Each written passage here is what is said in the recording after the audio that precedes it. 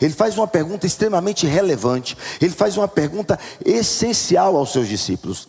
Eles estavam reunidos, caminhando, e Jesus então, de forma indispensável, fala com os seus discípulos, o que está no versículo de número 18 do capítulo 9 do livro de Lucas. Ele então vira para eles e diz: quem diz a multidão que eu sou?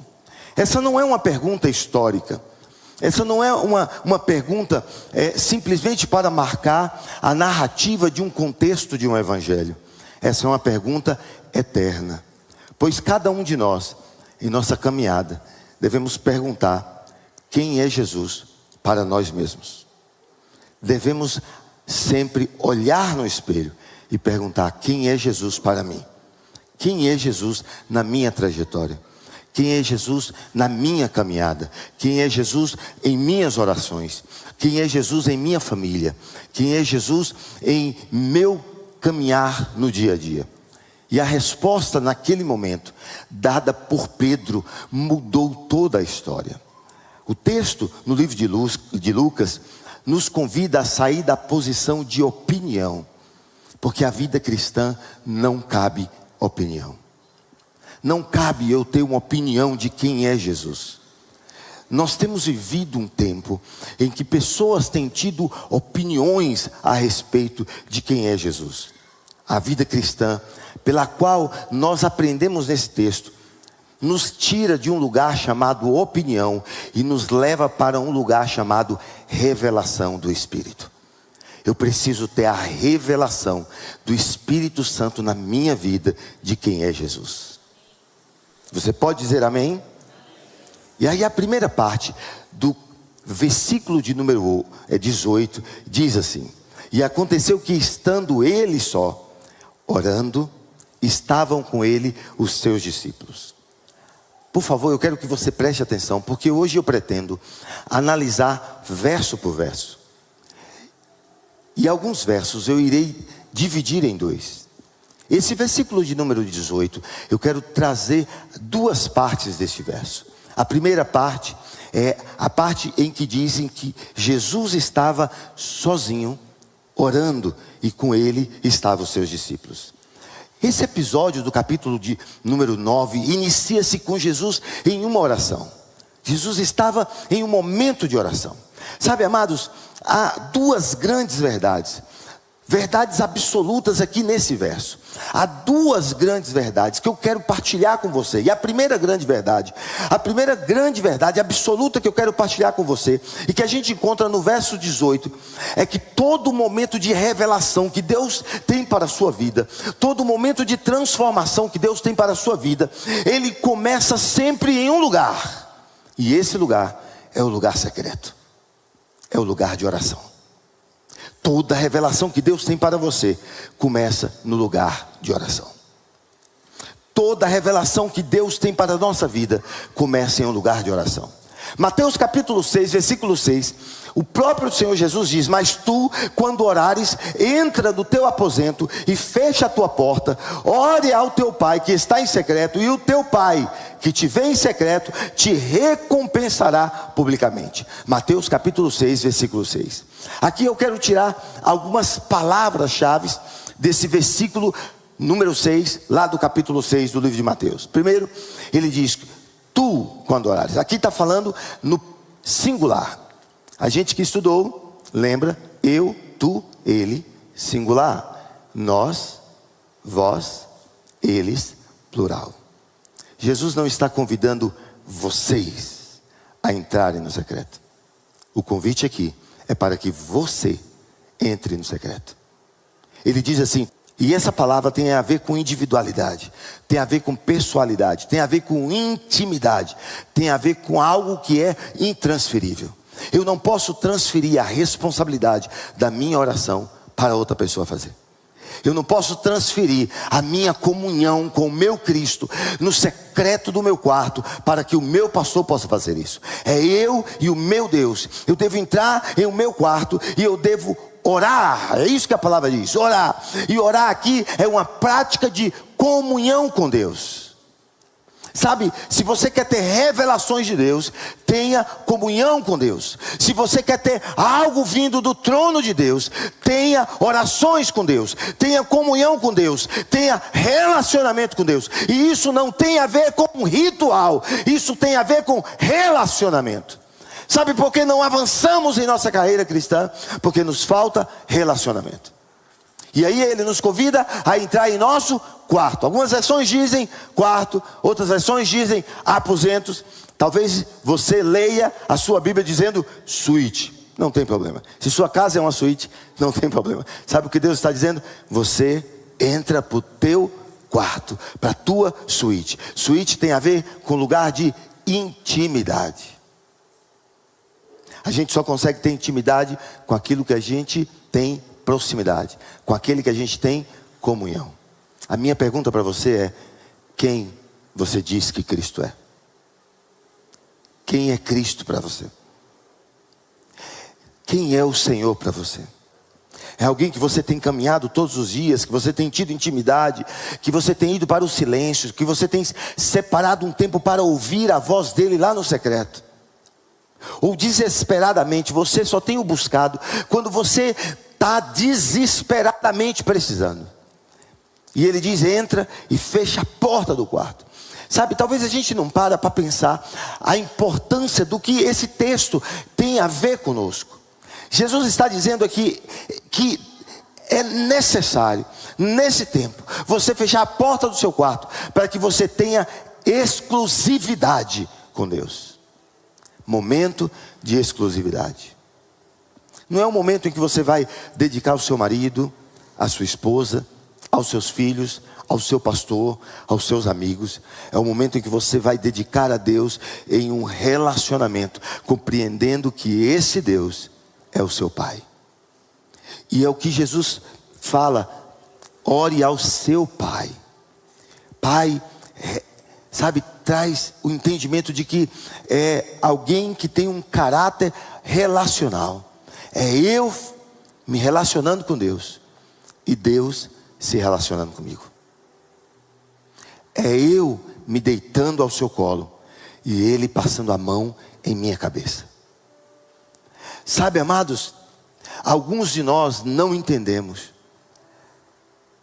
mas somente o relacionamento com Deus nos afasta do pecado.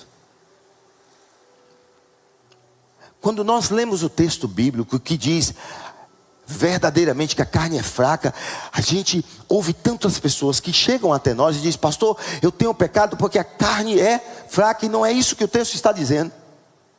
O texto nos aponta que é fácil de vencê-la, porque ela é fraca. Mas nós só iremos vencer a carne quando nós entendemos que precisamos ter um relacionamento no secreto com o nosso Pai, dia a dia. E é só lá no secreto. Secreto tem a ver com o invisível, tem a ver com longe dos teus olhos. É eu e Deus. E por que longe dos teus olhos? Porque os teus olhos hão de me criticar, mas os olhos de Deus hão de me amar. Os seus olhos talvez me julguem, mas os olhos de Deus me perdoam. Os seus olhos talvez me façam lembrar dia a dia do pecado que eu cometi. Dia a dia talvez você queira ir me buscar lá no passado onde eu cometi o pecado. Ei, mas graças a Deus eu não estou mais lá. Mas muitas vezes nós queremos ir buscar as pessoas que estão lá, dizendo que elas pecaram, estão lá. Mas para Deus, Deus nos tira de lá e nos coloca em um futuro brilhante, cheio de graça, cheio de perdão, cheio do amor, cheio da glória. Por isso, entre no secreto, naquele lugar invisível, e fale com o seu Pai, porque você estará próximo aos olhos de Deus, e aos olhos de Deus haverá valorização, motivação pura para o seu crescimento espiritual. Aleluia. E Deus te vê, Deus observa o coração, as intenções. Sabe, as pessoas julgam as nossas ações, mas Deus vê as intenções. Mesmo quando ninguém vê, Deus vê. Mesmo quando ninguém está perto, Deus está. E aí o final do verso traz uma palavra que me emociona e diz: e o teu pai que te vê em secreto te recompensará. Amados, Deus responde a sua oração no secreto, mas Deus também te honra. Deus honra o relacionamento sincero com Ele. A recompensa, ela vem através da paz. A recompensa vem através da direção. A recompensa vem através do consolo. A recompensa vem através da resposta da oração. A recompensa vem através da resposta de um casamento destruído, e que Deus novamente traz à tona o amor e a reconciliação para aquele casamento que estava destruído. A resposta vem através de pessoas que estavam afastadas por falta de perdão, mas a reconciliação e o perdão aproximam essas pessoas. E aí, amados, a segunda parte do capítulo 9, versículo 18, nos diz algo, uma verdade absoluta, algo que eu quero continuar partilhando com vocês, que tem a ver com identidade. Sabe, Jesus estava orando, e naquele momento que Jesus orava, Jesus estava falando com seu pai. Talvez você me pergunte: pastor, do que você está falando? E eu vou lhe responder: é lá no lugar secreto, quando você está orando com Deus, falando com Deus, é que Deus vai revelar a sua identidade de filho. É que Deus vai dizer que você é filho. É no secreto que Deus vai conversar com você e dizer: meu filho amado. Sabe, amados, nós ouvimos as vozes que muitas vezes tentam nos destruir. Ouvimos vozes que tentam acabar com a verdade absoluta de Deus nas nossas vidas. Eu não estava aqui, mas o pastor Antônio pregou sobre 3 vozes: a de Deus, a nossa voz e a voz do inimigo. Foi uma mensagem incrível. Mas eu quero te lembrar de uma coisa muito importante dessa mensagem. Quando você passa a ouvir a voz de Deus, a voz do inimigo, você não escuta mais. Quando você passa a ouvir a voz de Deus, nem a sua voz tem mais relevância. Porque a voz de Deus, ela vai soar dentro de você como uma trombeta, gritando alto em você e dizendo: tu és o meu filho amado, em quem me comprazo. Sabe, talvez você não saiba o que significa me comprazo. A palavra quer dizer em quem eu tenho prazer. É lá no secreto que nós somos discipulados por Deus. É no secreto que nós vivemos experiências que nos trazem um discipulado para saber servir no altar. Não é o contrário. Não é o altar que vai me ensinar a viver o secreto com Deus. Não é servindo na igreja que vai fazer com que eu aprenda a orar. Não é servindo na igreja, desenvolvendo atividades na igreja, desempenhando tarefa na igreja, que eu vou aprender a ser um cristão servindo ao Senhor. É o contrário. É indo para o secreto, é buscando o meu Deus, é o meu joelho no chão, é me rendendo ao Senhor, é fazendo o que Jesus fez, orando ao Pai, que o meu coração estará desprendido para servir ao Senhor com alegria. Amém? Tem crente na igreja. Amados, você precisa ter em mente que a sua confissão de fé será rasa se a sua vida cristã for superficial. Vida cristã superficial, fé rasa. Vida cristã sem compromisso, fé rasa. Vida cristã sem leitura da Bíblia, fé rasa. Vida cristã sem lugar secreto, joelho no chão, fé rasa. O que eu estou dizendo é que a oração superficial, a leitura da Bíblia superficial, vai gerar em você uma confissão de uma fé rasa. Basta os problemas virem e você não vai suportar. Sabe, Marcos capítulo 1, versículo 35, diz que Jesus levantava de madrugada para ir orar no deserto. Pode olhar aí, Marcos 1,35.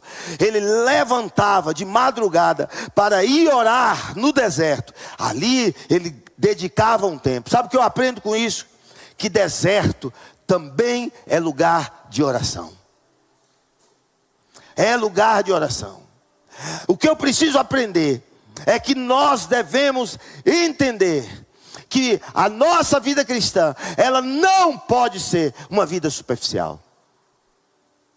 Ela não pode viver como nós temos visto a sociedade viver. Amados, a vida cristã não é uma escolha de um time. A vida cristã não é a escolha de um filme. A vida cristã não é a escolha de uma roupa. A vida cristã não é uma escolha, um estilo de vida. A vida cristã é uma renúncia. Vida cristã é renúncia. É renunciar à minha conduta. É renunciar o meu eu. Sabe? E então o verso 18, a parte B, diz que Jesus pergunta: quem dizem a multidão que eu sou? Amados, Jesus nunca ignora a voz da sociedade. Ele somente coloca em outra perspectiva. Pastor, o que é perspectiva? Para eu entender, essa semana nós estávamos reunidos, os pastores estavam reunidos. E aí comentaram lá, vamos puxar o freio de mão do pastor Carlos. Pastor Carlos tem hora que fala muita coisa e às vezes é difícil de entender. Então eu vou tentar diminuir aqui, irmãos. O que é perspectiva? Perspectiva é você avaliar alguma coisa, avaliar alguém com a maior clareza, em um determinado ângulo, de outra forma. Então aparentemente parece ser algo, mas com uma precisão, com uma lucidez, comparando algo com algo, você acaba tendo uma visão mais equilibrada.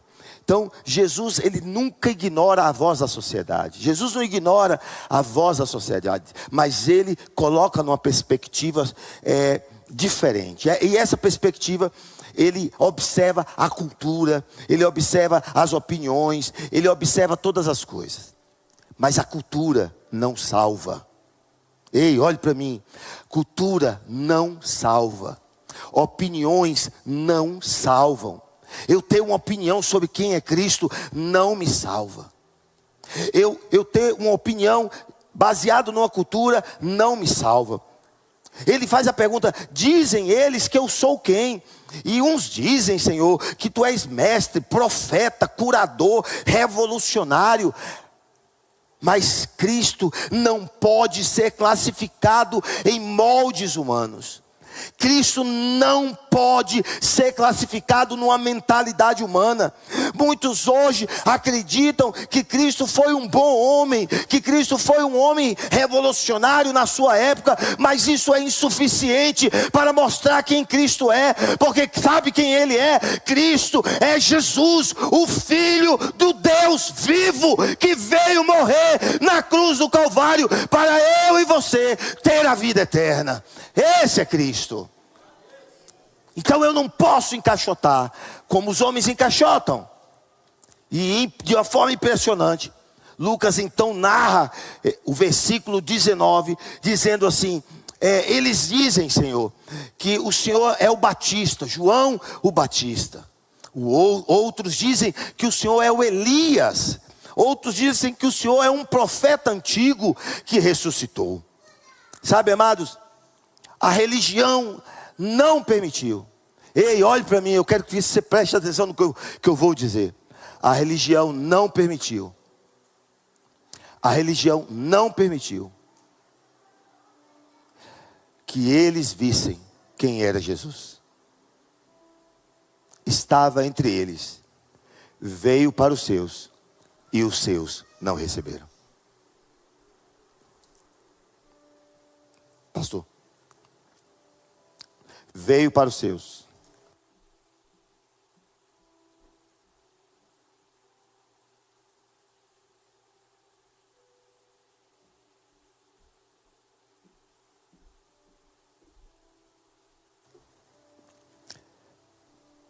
A religião nos ofusca, tira o brilho.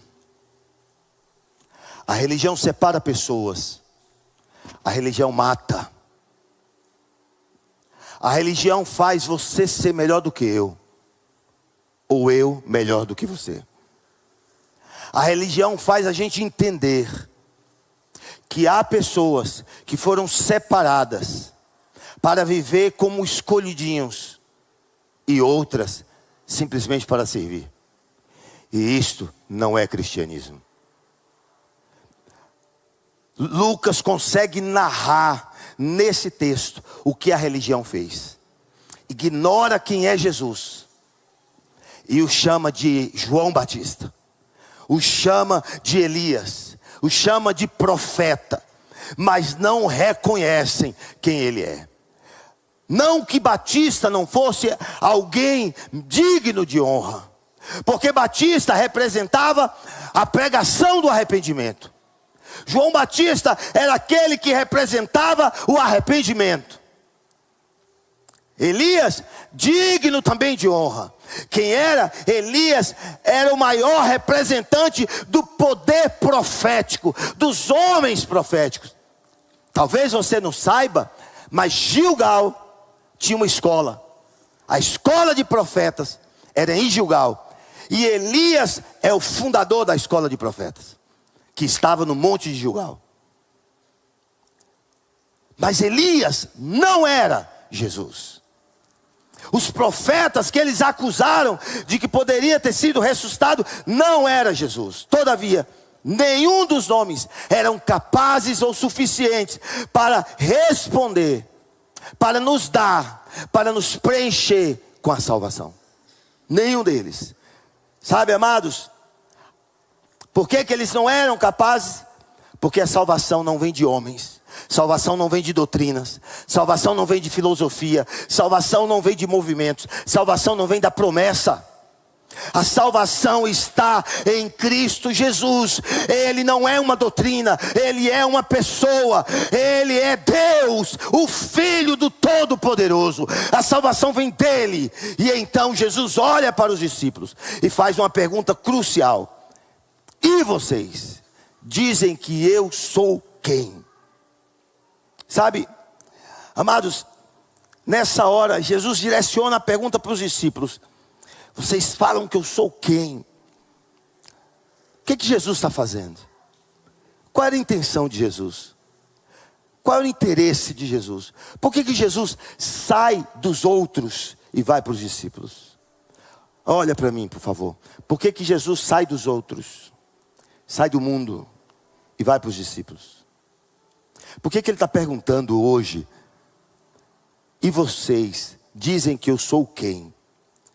Jesus agora, ele passa para um novo patamar. O patamar da personalização. Ele personaliza.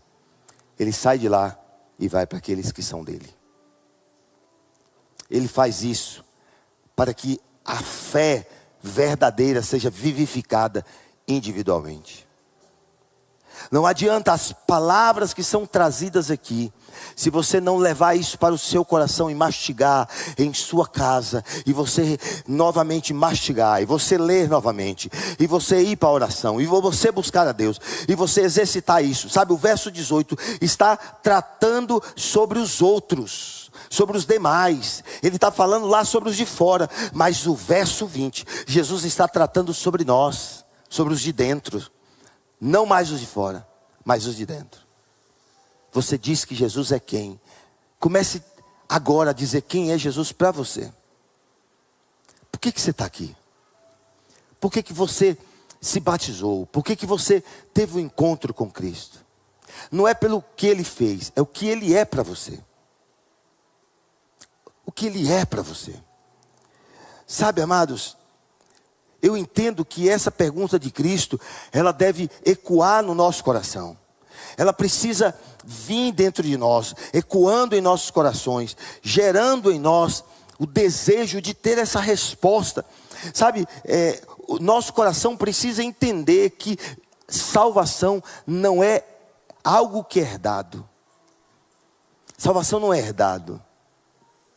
Salvação é algo que é confessado.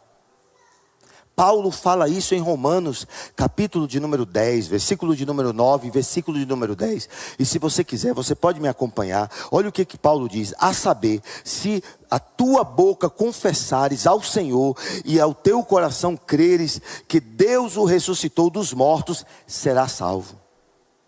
Salvação é confissão. Eu preciso confessar. Se eu não confessar, eu não sou salvo. O eunuco, Atos capítulo de número 8, versículo 36, 37, 38, se eu não estiver enganado, você pode dar uma olhada. Alguém pode olhar aí para mim e falar: pastor, você está enganado. Atos capítulo 8, versículo 36, 37 e 38. O eunuco diz assim: o que me impede de ser batizado? Aí Filipe, o evangelista, Filipe, o pregador, ele diz assim: você confessar. Então eu confesso.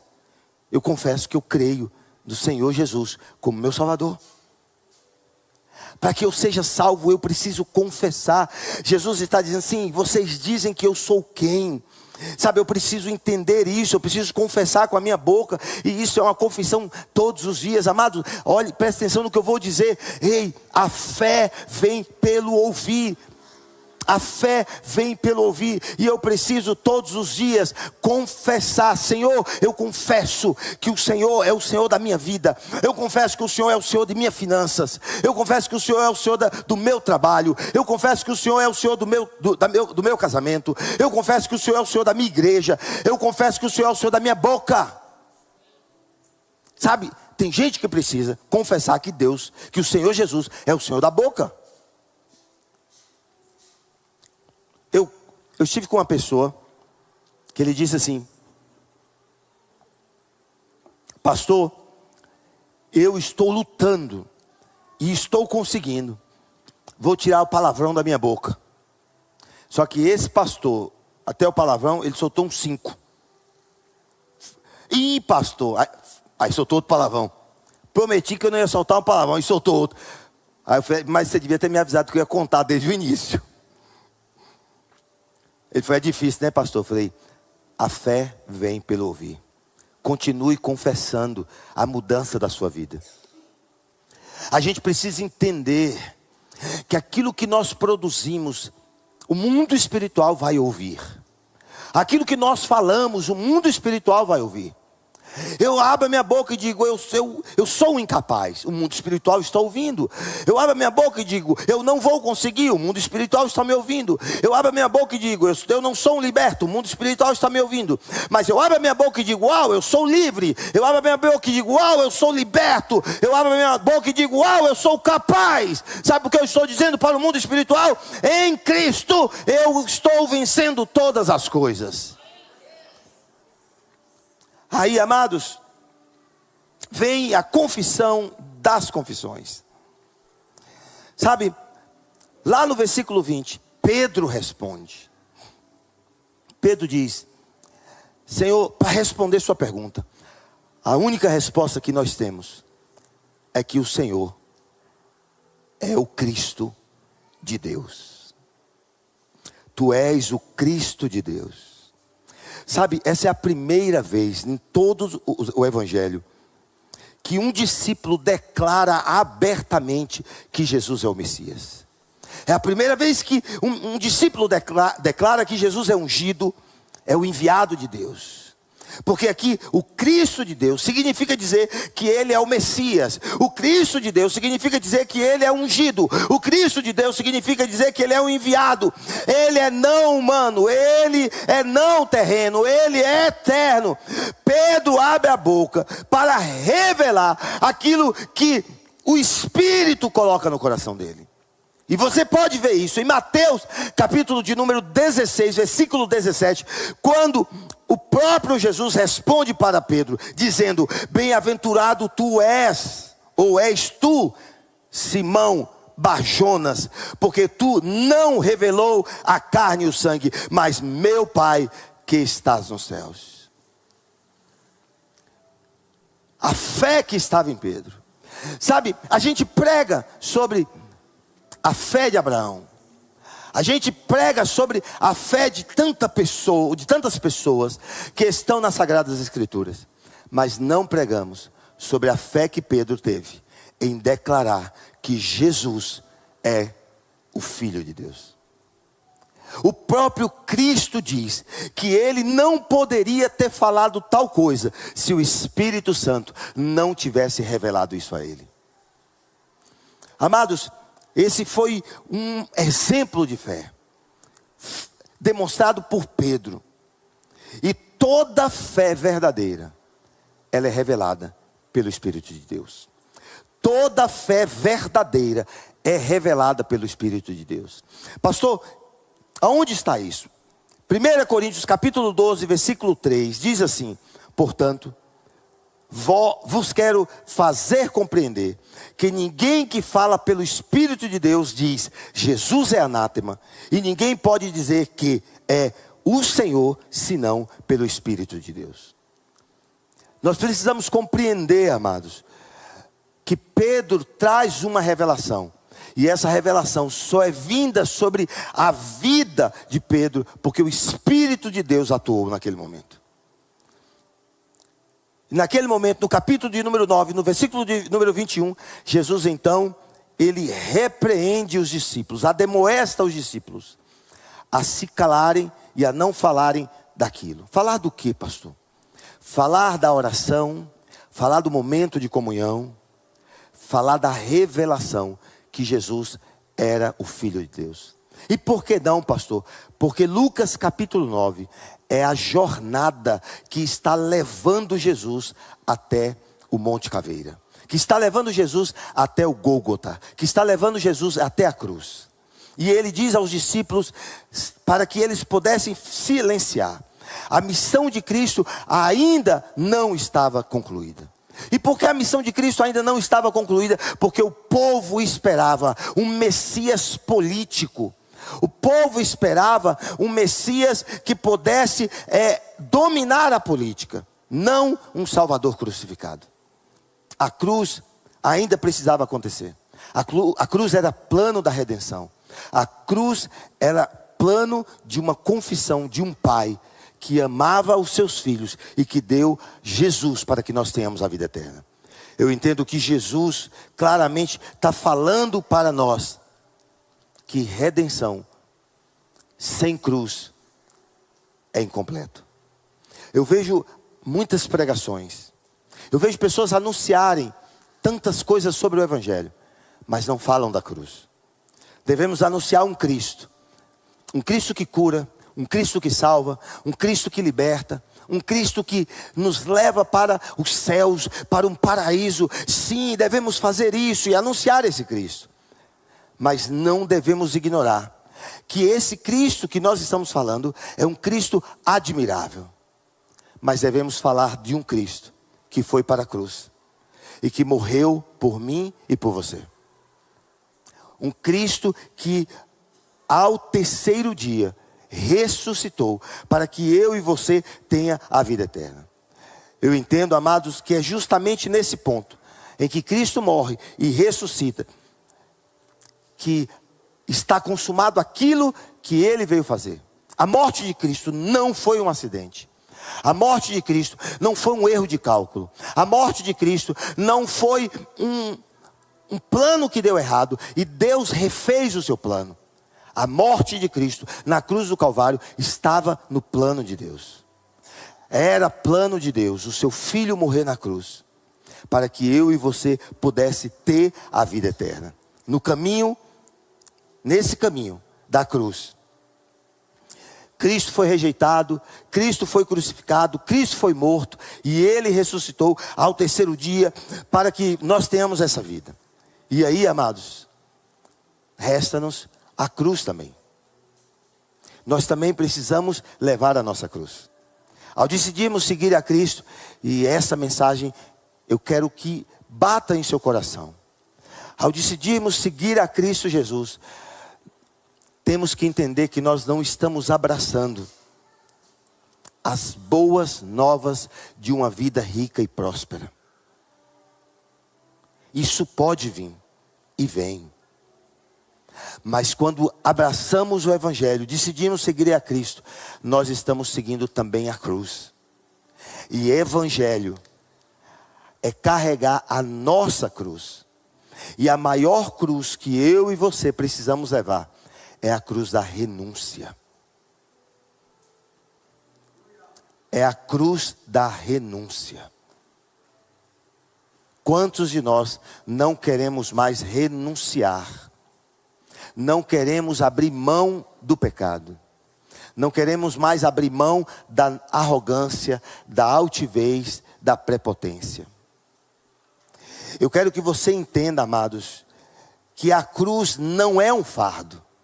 A cruz é o nosso chamado. Carregar a nossa cruz é o nosso chamado.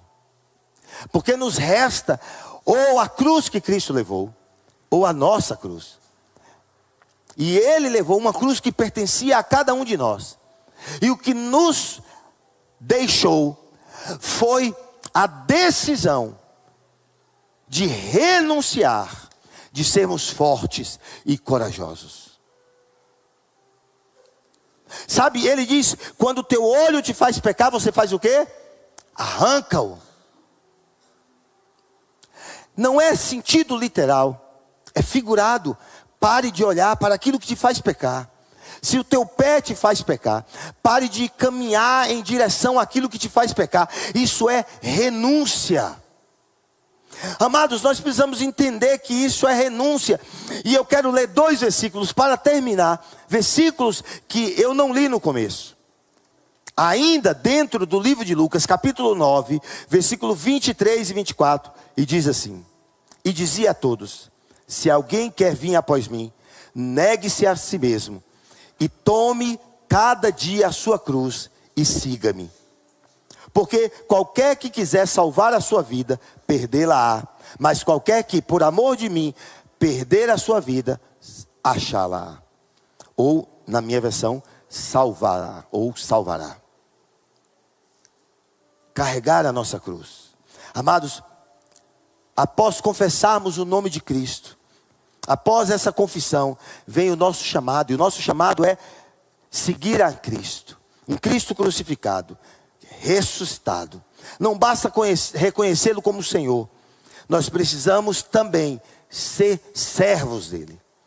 A cruz não é só de Cristo, ela é nossa também. Paulo diz, lá em Gálatas capítulo 2, versículo 20. Já estou crucificado com Cristo. Eu já estou crucificado com Cristo. Sabe, eu não vivo mais. Paulo diz, não vivo mais eu, mas Cristo vive em mim. E a vida que agora vivo na carne, vivo-a pela fé. Quais as renúncias que você precisa fazer? Qual a renúncia? Às vezes está dentro do seu casamento. Às vezes a renúncia está no seu casamento. Às vezes a renúncia está no seu trabalho. Às vezes a renúncia está na sua faculdade. Às vezes a renúncia está em um relacionamento. Qual é a renúncia que você deve fazer? O que seu coração está apertando para você deixar de lado? Quem é Cristo para você? Quem é Cristo para você? Sabe? Essa não é uma pergunta teológica, não, amados. É uma pergunta de vida ou de morte. É uma pergunta de vida ou de morte. Quem é Cristo para você? É uma pergunta de vida ou de morte. Quem eu escolho que Cristo é? Se você entende que Cristo é o Filho de Deus, eu estou falando para todos aqui essa noite. Eu queria que você começasse com a sua mente a entregar-se novamente ao Senhor.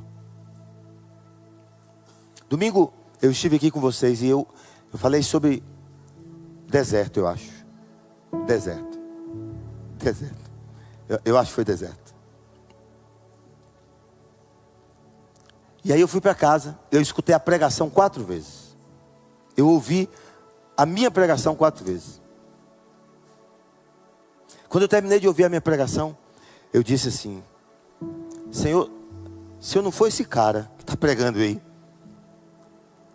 não adianta ser nada. Eu me constrangi com a minha pregação. Aí, hoje, minha esposa diz 1h da tarde, você vai pregar de noite. Minha cabeça estava em outras questões. E eu falei, Senhor, eu vou levar uma mensagem bonitinha. Vou falar de cura, negócio para explodir. E estava só eu e ele no secreto. E eu escutei em alto bom tom ele dizendo, então vai. Aí levantei, animado, fui atrás da minha esposa. Eu falei, já sei, eu tenho uma palavra. Fui para dizer isso, eu tenho uma palavra. Eu sei que Deus está me direcionando para uma palavra. Eu tenho uma palavra, eu levantei. Então vai. E aí levantei. Quando eu levantei, a voz continuou. Só que eu não vou estar lá. Eu quero que você fale do meu filho e do seu sacrifício. Nós não temos mais falado do que ele fez por nós. Nós temos que entender o que Cristo fez por nós. Nós temos que entender. Se você tiver sangue, assista uma crucificação real hoje, nos dias atuais, dos países árabes, muçulmanos, que pegam os cristãos. Veja os cristãos que são decapitados nesses países. E enquanto lá, eles não negam o Senhor e são decapitados, aqui, nós não temos força para poder resistir coisas tão simples. Eu peço perdão pela palavra que eu vou falar, mas eu oro pela minha vida, e o que eu vou falar é para a minha vida. Se caber para você aí, amém. Eu sinto vergonha de mim mesmo quando eu vejo como a gente deixa no Brasil a desejar. Jesus está prestes a voltar, amados. Jesus está voltando. A nossa vida é muito passageira. Muito passageira. Muito passageira. Eu costumo dizer que eu não sei se amanhã eu vou estar vivo. Eu não me preocupo com isso. Eu não me preocupo se... Eu não quero sentir dor. Mas eu não me preocupo. Pode ser que amanhã eu esteja deitado com um caixão aqui. Pode ser. Eu sei que não, porque tem promessas na minha vida. Mas pode ser que esteja. E só 2 grupos podem estar aqui. Só 2. Só 2 poderão estar aqui. Vai ter um pessoal que vai encostar junto da viúva e vai dizer assim: era um homem tão bom. Era um homem bom. Um homem, sabe, leal, um homem bom. Aí quando a viúva sai, eles falam: não vale R$1. Não presta. Um prestar. Fez um favor de ter morrido. Ou o caixão aqui, vai chegar aquela turma e vai virar para a viúva e falar assim: era um homem tão bom, um homem leal, um homem bom. Aí a viúva sai. Aí eles viram entre eles e falam bem assim: nem a viúva sabe o homem que ele era. Era um homem tão bom, ajudava todo mundo, acolhia todo mundo, abraçava todo mundo. Era um verdadeiro cristão. Ele para nós era um exemplo. Que grupo de pessoas você quer no seu velório? A escolha é sua. Jesus está voltando, e Ele pode voltar o mais rápido possível, mas Ele pode voltar também para nós, com a nossa vida sendo ceifada. Será que de fato vale a pena a gente jogar a nossa salvação na lama, fora. Amados, eu não estou mais pregando, estou conversando com a minha igreja. Não é pregação, estou conversando com a minha igreja. Será que vale a pena jogar fora por um prato de lentilhas? Será que vale a pena perder o direito da primogenitura por um prato de lentilhas? Será que vale a pena? E aí Jesus começa a chamar: venham, venha, venha. Aí você: Jesus, e eu? Jesus olha e diz: você não. Apartai-vos de mim, maldito, para o fogo eterno, porque eu não vos conheço. A gente está vivendo uma época que a porta enlargueceu. Sabe como é que são as pregações? E aí, meu lindo? Qualquer referência é só mera casualidade. E aí, meu lindo? Amados, Cristo está voltando, a porta continua estreita. Ela continua estreita. Quem é Jesus para você? Quem é Jesus para você? Quem é Jesus em meio à preguiça da madrugada? Você promete, dá o seu nome: Senhor, amanhã eu vou começar. E você faz seu voto. Deus não pediu, mas você fez. Aí Deus vai lá e te acorda. Você não levanta. Você promete: eu não vou mais olhar, Senhor, eu não vou olhar mais pornografia. Aí você pega, queima: Senhor, eu vou orar para Deus queimar meu celular. Aí alguém fala alguma coisa, você vai olhar. Cai numa fraqueza que você pode vencer. Você é maior do que isso. Você é filho de Deus. Você tem o Espírito Santo. Você é lavado, você é remido. Deus é contigo. Ó, 1000, eu falei isso. 1000 vai cair de um lado, 10.000 à direita, mas você não vai ser atingido. Mantenha a sua fé em Deus. Mantenha a sua fé no Senhor. Ele te capacita, Ele te sustenta, Ele te dá forças para vencer. Pastor, eu não estou conseguindo. Tiago capítulo 5, versículo 16 diz: confessai os vossos pecados uns aos outros. Procura ser o pastor. Estou com vergonha. Crente não tem reputação não, meu irmão. Crente tem salvação. Procure seu pastor. Procure sua pastora. Pastor, estou pisando na bola. Me ajuda aqui. Me ajuda a vencer. Me ajuda a vencer. Me ajuda a vencer. Tem gente que está vivendo uma vida tão massacrante, tão sofrida. E há libertação para você. A cura para você. A cruz foi para você. Sabe o que a gente faz com isso? A gente pega, embola e joga na cruz. E lá na cruz existe a cura de Deus. Você crê nisso, amém? Eu quero que você fique de pé. Nós vamos adorar o Senhor. Vamos bendizer ao Senhor. Se você está entendendo que Ele é o Cristo, o Filho de Deus, eu quero que você, enquanto a banda canta, eu quero que você feche seus olhos. Eu quero que você comece a orar. Aonde você está, você comece a falar com o Senhor. Deixe de viver pelas opiniões dos outros. Comece a confessar agora.